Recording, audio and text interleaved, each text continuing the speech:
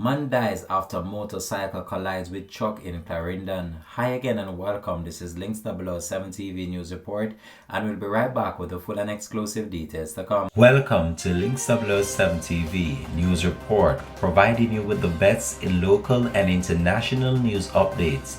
This is a place where you can get the most reliable and informative news information. Links 007 TV News Report. Welcome back and thanks for joining us. This is Links 007 TV News Report.